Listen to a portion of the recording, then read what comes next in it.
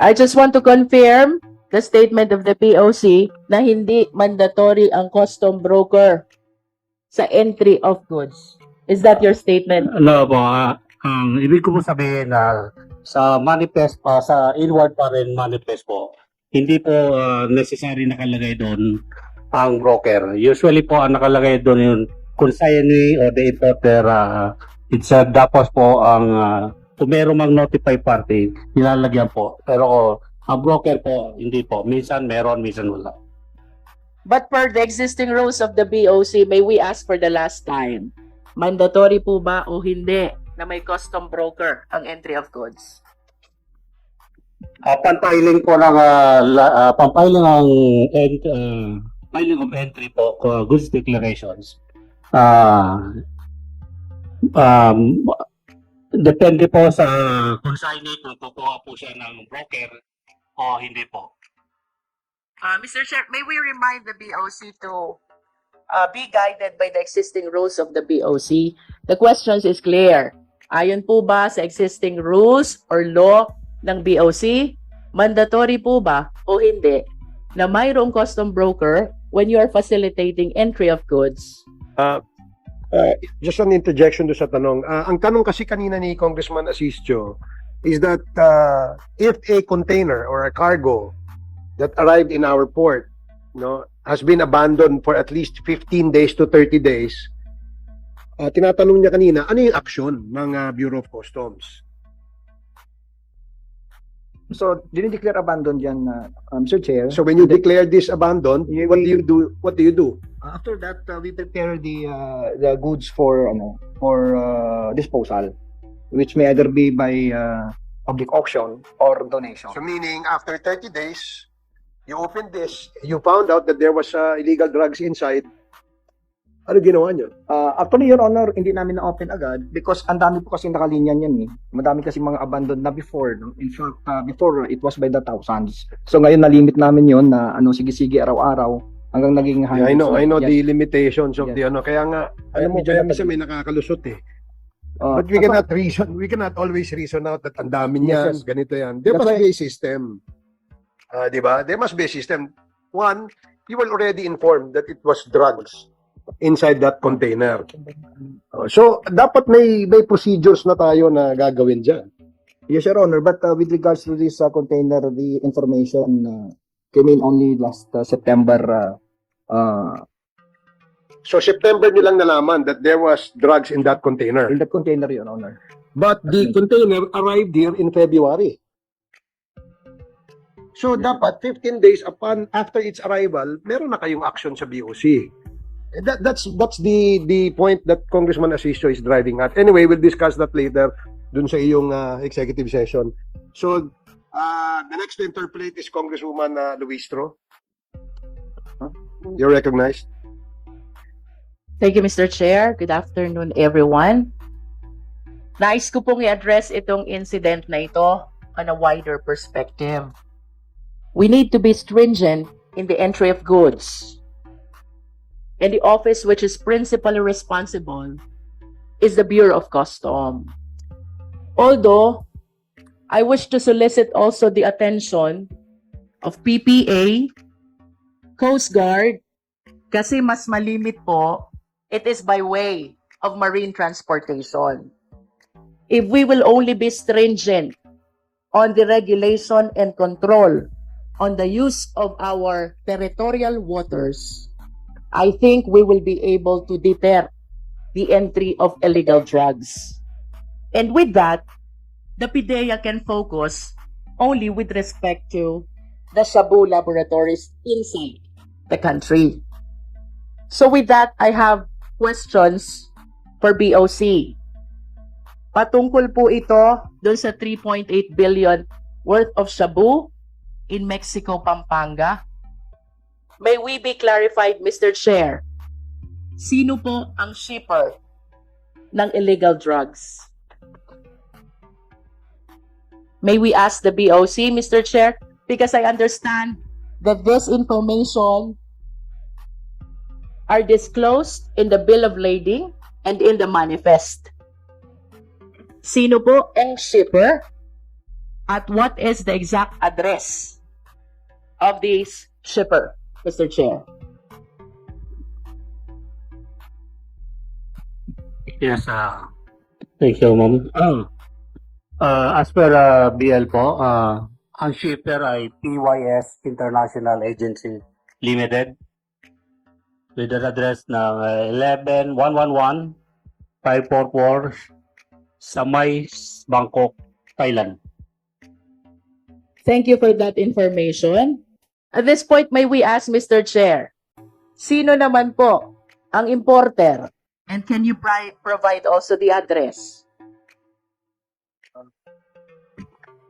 Per bill of lading and inward foreign manifest, the consignee is a local consumer with an address of 1405 Maria Sangkay Street, Binondo, Manila.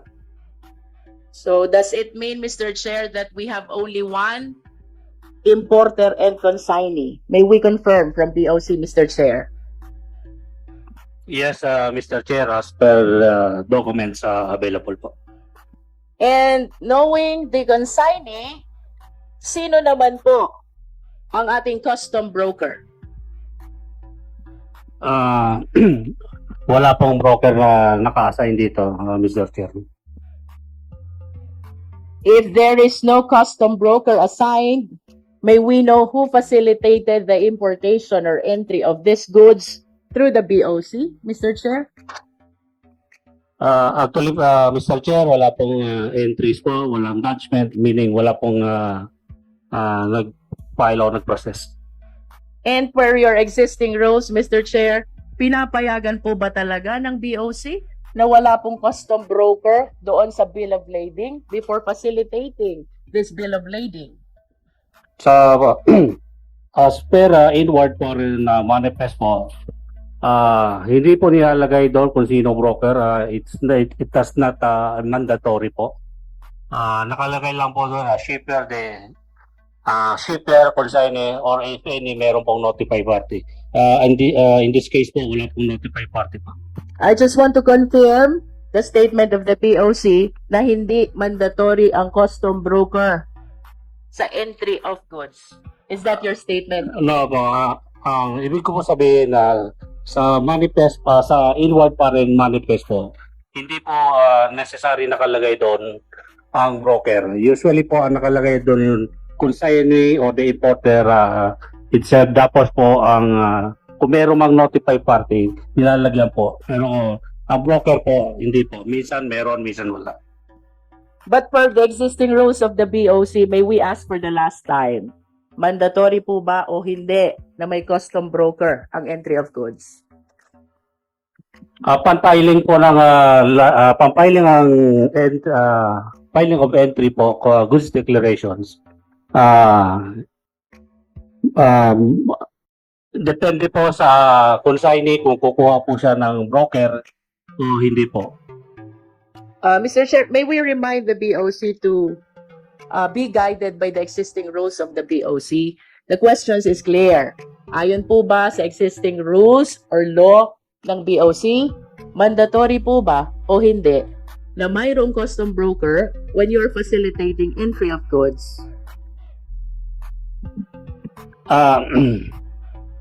As per CMTA po ngayon po, ang broker po hindi na po required under CMTA. Declarant na po. Ibig sabihin po kung sino inauthorize ng importer ang pwede maging declarant. Okay, that is noted. BOC. Sino naman po ang hauler or forwarder netong mga goods na ito from the port to the warehouse? And please provide their address as well. Your Honor, wala pong entries kaya wala pong available na yung ano po yung sinabi niya. But it is confirmed that this 3.8 worth of SiyaBoo were found in the warehouse already. Tama po ba yun, Mr. Chair? To clarify, sa warehouse po ng SBI mo po, sa SBITC po, which is the designated examination area po. who designated this warehouse to be the what do you call this, unloading place of this 3.8 worth of shabu? Is it the law enforcement already or still the consignee? Paano po napunta yun dun sa warehouse na yon? Is it upon the direction of the consignee or is it upon the direction of our law enforcement agency? Mr. Chair, good noon once again. As per coordination with all the law enforcement agencies, it is a pre-designated area. Thank you. In other words, it is with the coordination already with the PIDEA and the NBI and the NICA. Reason why it was placed in, what is the name of the warehouse again?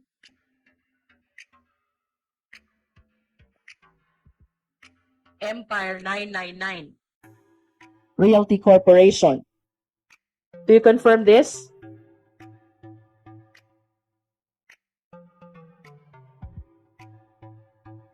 The statement of the BOC, Mr. Chair, earlier is they were placed in that warehouse upon the coordination with the law enforcement agency. So may I confirm this from NICA, PIDEA, and NBI? Ito po ba'y upon your instruction that the BOC led this illegal shabu to this warehouse? Your Honor, sa loob po ng SBMA po yung sinasabi yung warehouse po. Yes, and if it is inside that SBMA, who chose that warehouse? Designated examination area po yung warehouse na yun. And it is where the law enforcement agency found this 3.8 worth of shabu. Before a control delivery po, doon po na in-examine po, Your Honor. Ang ibig sabihin po ba, Mr. Chair, lahat ng dumadating na goods ay dito sa warehouse na ito pumupunta? Because you were saying that this is the designated examination area. Yes, Your Honor. You are referring to the warehouse owned by 88 Empire Realty Corporation. No, 99 Empire. No, Your Honor, I'm referring to the warehouse of Subic Bay International Container Terminal po. Okay. So, what is the relation of this warehouse owned by Empire 999 with SPMA warehouse? Parehas po ba ito o magkaiba po ba ito?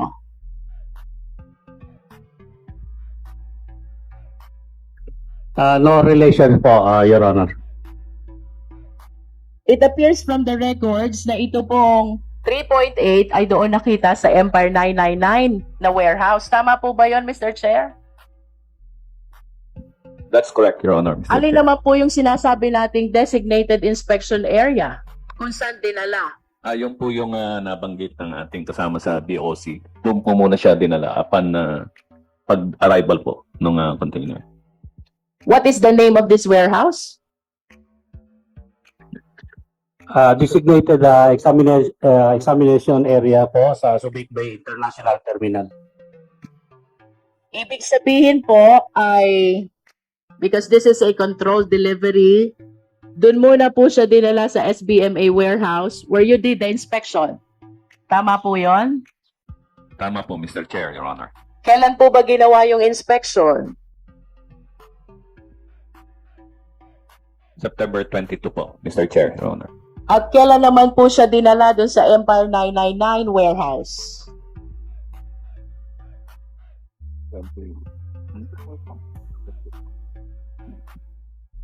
September 24 po. September 24. Kanina po tinanong na rin ng ating mga ginagalang na congressman, sino po ang warehouse man nitong Empire 999?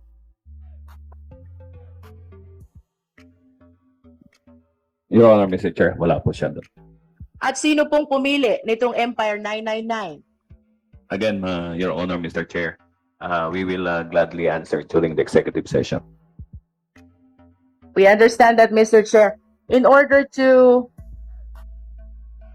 give us a better picture of what happened, Mr. Chair, respectfully move that we invite the personalities which were part of the transportation of these goods, illegal drugs, if possible from the shipper to importer slash consignee, if we can disclose if there is a custom broker, if we have a hauler, forwarder, and the warehouse man.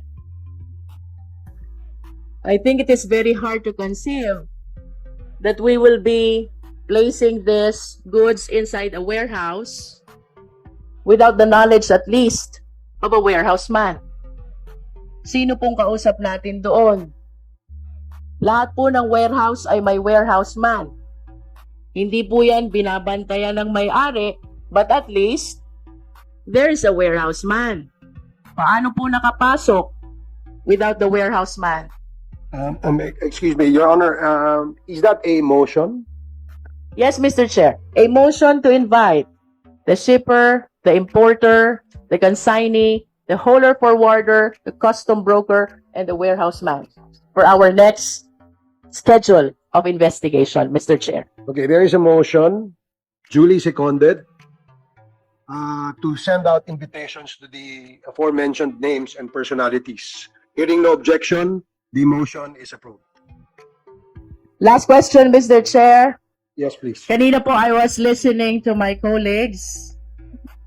Meron pong 4 na pagkakataong dapat na disclose itong description and volume of goods subject of our investigation today. One is the bill of lading. Second is the derogatory report. Third is the warrant of seizure. And fourth is the inventory of seizure. Ang question ko po, yun po bang description and volume of goods and the bill of lading is consistent to the information in the derogatory report? Mr. Chair? Yes, Your Honor, all this information that we are requesting to be answered will be discussed thoroughly and extensively during our executive session. So if the gentle lady from Batangas would allow the chair to ask her to wrap up the question so that we can continue with our executive session. But in the meantime, since this is a working lunch, so everybody can have your lunch prepared by Congressman Dong Gonzales. So, yun, no? So we can have lunch while we continue our questioning in this committee hearing. So, Congresswoman Luistro, please wrap up. Thank you. Yes, Mr. Chair. Of course, we are supporting the idea of having an executive session to finally shed light to these 2 incidents leading to the confiscation of illegal SiyaBoo and suspected SiyaBoo. I just want to give emphasis to this point, Mr. Chair, that we need to pay ample attention to the description and the volume of the goods as described. 1 in the bill of lading, 2nd in the derogatory report, 3rd in the warrant of seizure, and 4th in the inventory of seizure. I wish to be satisfied, Mr. Chair, na sana po yung bill of lading at yung derogatory report, sana po na-cover yung buong shipment para wala nang nag-leak from this importation which possibly are still outside circulating already in our country. Maraming salamat po, Mr. Chair. Okay,